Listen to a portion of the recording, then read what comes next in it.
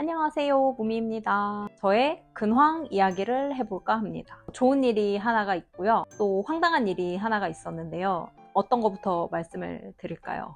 좋은 일은 우선 제가 자주 이용하는 기프티스타라는 어플에서 이벤트에 당첨이 됐습니다. 이 이벤트를 이야기를 해보자면 아주 몇 개월 전으로 거슬러 올라가는데요. 제가 자주 보는 경제 블로거님이 계세요. 은주님이라는 분인데 혹시 아시는 분이 있으실지 모르겠어요. 은주님께서 기프티스타 이벤트가 아마 1등이 되셨던 것 같아요. 정확하게 기억이 나지는 않지만 응모를 많이 안 하는 것 같다 이런 식으로 글을 올려셨던 것 같아요. 그거를 제가 기억을 하고 있었는데 이번에 기프티스타를 보다가 또 이벤트를 하는 거예요. 이번에는 저도 응모를 해보았습니다. 제가 2등이 됐어요. 2등의 당첨금은 10만 원이었습니다.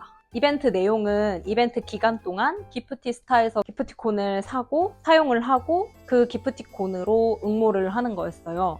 본인의 기프티스타 아이디랑 같이. 저는 총 3번을 응모했고 치킨 1번 사 먹었고 자유시간, 막대사탕 이렇게 3개를 사고 사용하고 응모를 하게 되었습니다. 치킨을 먹었던 기프티콘으로 당첨이 되었어요. 10만 원을 기프티스타에서 받게 되었습니다. 받은 당첨금은 출금할 수 없고 기프티스타 내에서 사용을 하면 된다고 해요. 기프티스타를 종종 사용을 하고 있었어서 10만 원도 이제 저희 생활비로 포함을 시켜서 치킨이나 뭐 필요한 편의점 상품권이나 필요할 경우에 기프티스타에서 구매를 할 예정입니다. 좋은 일은 기프티스타에서 당첨이 된 일입니다. 그리고 황당한 일은 엄마가 타고 다니시는 모닝이 있는데 차 번호판 앞쪽에 번호판이 없어진 거예요. 그래서 제가 이제 급하게 세종에 또 갔다 왔습니다. 그 차 명의는 제 앞으로 되어 있어가지고 엄마가 뭐 운전을 하다가 그게 떨어진 건지 누가 가져간 건지는 모르겠어요. 혹시 차량 앞번호판이나 뭐 뒷번호판이나 없어지신 분들이 계시다면 이 영상을 보시면 좋을 것 같다, 아니면 이 이야기를 나눠도 좋을 것 같다 이런 생각이 들어서 영상을 찍게 되었습니다. 우선 차량 번호판 분실은 경찰서에 가셔서 먼저 신고를 하셔야 돼요. 그래서 저희는 가자마자 제가 신고를 하러 갔고 그 차 주인이 본인이 와야 된다고 하더라고요. 그래서 제가 직접 차량 등록증이랑 차 앞사진, 뒷사진을 찍어서 경찰서에 가게 됐습니다. 경찰서 핸드폰이 있더라고요. 그래서 그 번호로 제가 찍은 차량 앞사진, 뒷사진을 이제 전송을 했고 차량 등록증 보여드리고 이제 신분증 보여드리고 해서 접수를 했습니다. 이게 분실 신고와 동시에 새로운 차량 번호판을 받아야 된다고 해요. 왜냐면 전에 그 분실했던 차량 번호가 나쁜 일에 뭐 쓰일 수도 있고 수배를 내린다고 하더라고요. 그 경찰서에 있는 대장님이 말씀하시기로는 전에 사용하던 번호는 이제 사용할 수가 없고 새로운 번호를 받아야 된다고 했습니다. 경찰서에 가서 신고를 하고 경찰서에서 어디로 가세요? 이렇게 알려주세요. 차량 등록 사업소라는 곳에 가야 됩니다. 엄마랑 같이 차를 타고 차량 등록 사업소에 갔어요. 새로운 차 번호를 선택을 했습니다. 10가지 정도 선택지를 주셔서 그중에 그냥 첫 번째 있는 걸로 했습니다. 차량 번호판 모양을 어떻게 생긴 걸로 할 거냐고 여쭤보시더라고요. 그냥 하얀색 번호판이 있었고 옆에 이제 코리아 KOR 이렇게 파란색으로 되어 있는 번호판이 있었는데 가격이 다르다고 하셔서 저희는 그냥 기본 번호판으로 선택을 했습니다. 행정 비용인 것 같은데 15,000원을 지불을 했습니다. 그곳에서 이제 휘장사라고 하는 곳으로 가라고 안내를 해주시더라고요. 근데 휘장사는 저도 처음 들어봤는데 번호판을 만들어주시는 곳이었어요. 차량 등록 사업소에서 어느 휘장사로 가셔라 이렇게 안내를 해주셨습니다. 근데 이전에 제가 처음에 경찰서에 갔잖아요. 그래서 경찰서에서는 차량 등록 사업소에 갔다가 휘장사를 가셔야 할 거예요. 이렇게 다 모든 절차를 안내를 해주셨어요. 그래서 제가 경찰서에서 이제 휘장사를 검색해서 전화를 바로 드렸었거든요. 그래서 제가 앞번호판이 없는데 차를 운행을 해도 되나요? 이렇게 물어봤더니 그러면 뒷번호판을 떼오라고 하시는 거예요.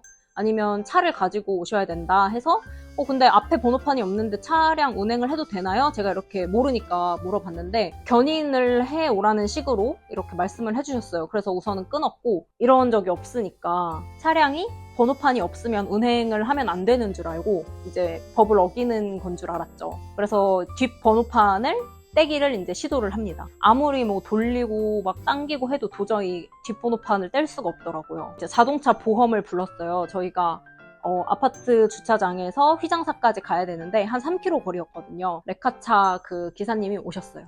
저희를 휘장사까지 이제 차를 끌고 같이 가주셨고, 휘장사에 도착을 했는데 아까 제가 전화해서 문의드린 휘장사랑은 다른 휘장사였어요. 그래서 거기 사장님께서 뒷번호판을 왜 떼려고 했어요? 이렇게 여쭤보시는 거예요. 저는 이제 구구절절 설명을 드렸죠.